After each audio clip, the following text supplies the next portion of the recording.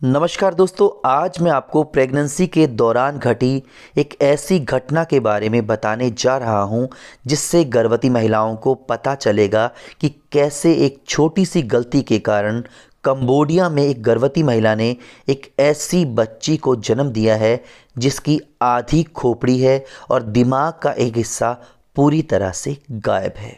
बच्ची का नाम है अहनीत और ये पूर्वी कंबोडिया के एक दूर दराज के गांव में पैदा हुई है। आप लोग सोच रहे होंगे कि हम आपको इसके बारे में क्यों बता रहे हैं। दोस्तों, असल में इस घटना को बताने का मकसद सिर्फ इतना ही है कि प्रेगनेंसी के दौरान कई बार छोटी सी लापरवाही भी काफ़ी घातक सिद्ध हो सकती है। यह घटना मार्च 2018 को घटी है और यह घटना तब चर्चा में आई जब यह बच्ची 2 महीने की हो गई थी और आधा दिमाग हो जाने के बावजूद यह बच्ची जीवित थी। करीब 2 महीने की हो चुकी इस बच्ची के दिमाग और खोपड़ी का कुछ भाग जन्म से ही नहीं है और वो जीवित रहने के लिए संघर्ष कर रही है।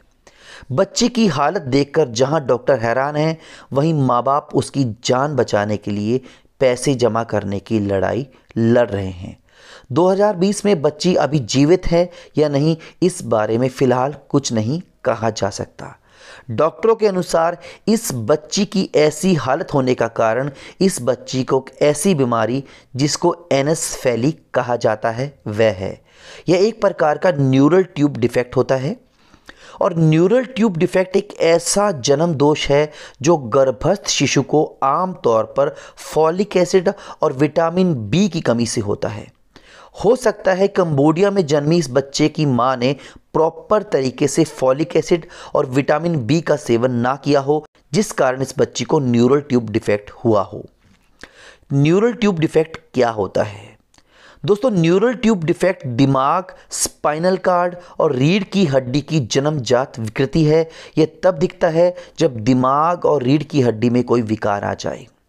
न्यूरल ट्यूब डिफेक्ट गर्भावस्था के पहले 5 हफ्तों में ही हो जाता है और यह बहुत ही गंभीर जन्मजात रोग है। फॉलिक एसिड और विटामिन बी की कमी के कारण शिशु का दिमाग विकसित नहीं हो पाता। शिशु को न्यूरल ट्यूब डिफेक्ट हो जाता है, इसलिए गर्भवती महिलाओं को प्रेगनेंसी के दौरान फॉलिक एसिड और विटामिन बी की टैबलेट दी जाती है ताकि गर्भवती महिलाओं के शरीर में फॉलिक एसिड और विटामिन बी की कमी ना हो। इसके अलावा फॉलिक एसिड बहुत सारे खान पान की चीज़ों में भी पाया जाता है, जिनका सेवन गर्भवती महिलाओं को जरूर करना चाहिए ताकि शिशु में किसी प्रकार का कोई दिमागी जन्म दोष ना हो और शिशु का बेहतर दिमागी विकास हो सके। भ्रूण के स्वस्थ विकास के लिए फॉलिक एसिड और विटामिन बी बहुत ज़रूरी होता है।